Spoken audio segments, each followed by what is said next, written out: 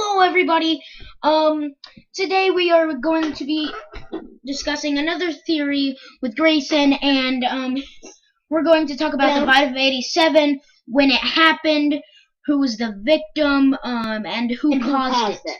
So let's get started. Grayson, you can start. Okay, well, to say when it happened, I am guessing that it happened at that quote-unquote birthday party that one guy said.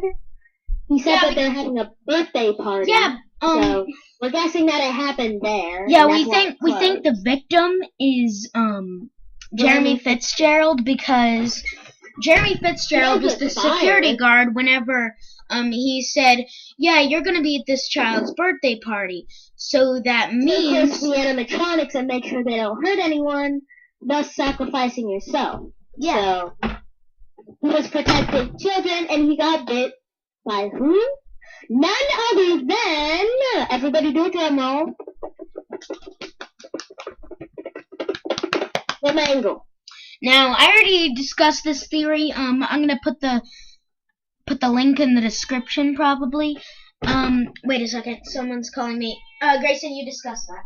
Okay, so moving onwards, single-handedly, I will say that the mango, you wouldn't really suspect it to be one of the toy animatronics. Like, originally, you would think that it would be Foxy. Okay, I'm back. The wizard one. Or the original, but yes, so you would think that it would be Foxy. But looking at new evidence, I think it's the mangle. We think it's the mangle. Here's this jump scare right here. As you notice, he goes right for your frontal lobe in Five Nights at Freddy's 1. The security guard says that the victim... Five Nights at Freddy's 2, but yeah. But in Five Nights at Freddy's 1, he said the victim lost its frontal lobe. Yeah. I'm gonna quote him here. Then there was the bite of 87.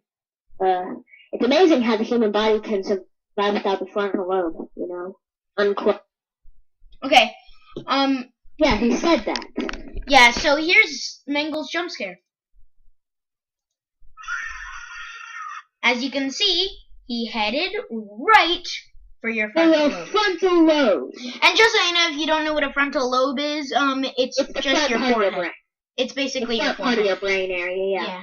And he said, and I'm again quoting, it's funny how someone can survive without the frontal lobe, you know, unquote.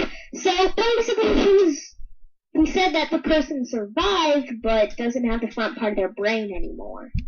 Yeah. So obviously the person who did it must have, you know.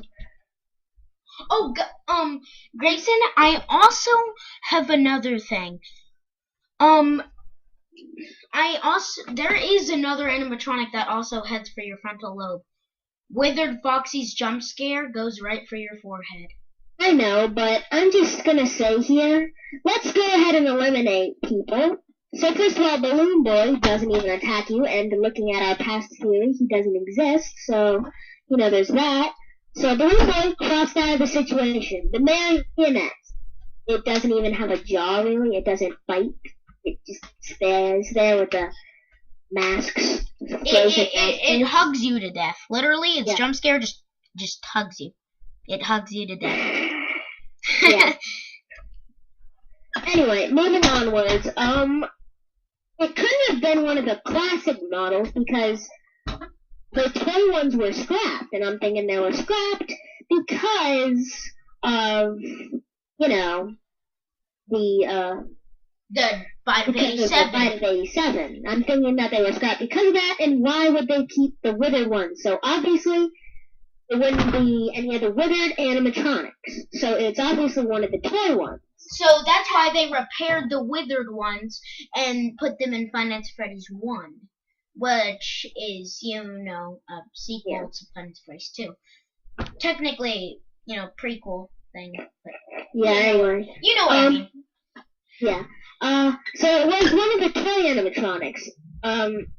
Yeah, I think we can already tell it's the mango because if any of the others did it, I mean, they're still plausible, but if any of the with their flat and rectangular shaped teeth, it would most likely collapse your skull in by biting you there.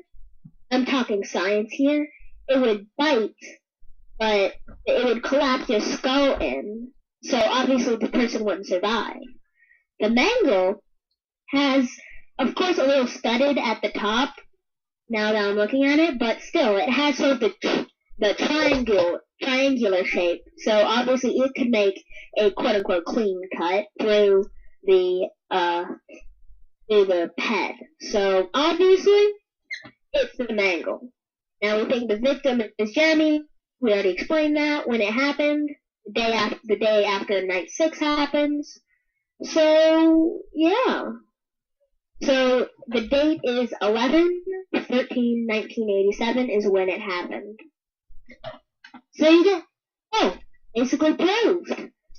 I just want to say we'll do a theory of this, but Five Nights at Freddy's 1 and Five Nights at Freddy's 2. Now, I just have a feeling that it's not a prequel or a sequel. I think they're two different.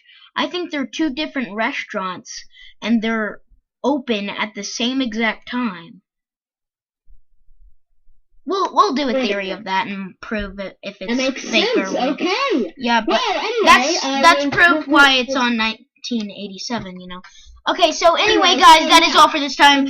Sorry for the short theory. I have we to. don't really have much to say about it. Yeah. If you want to disprove us, leave a comment down below and a dislike if you do not agree.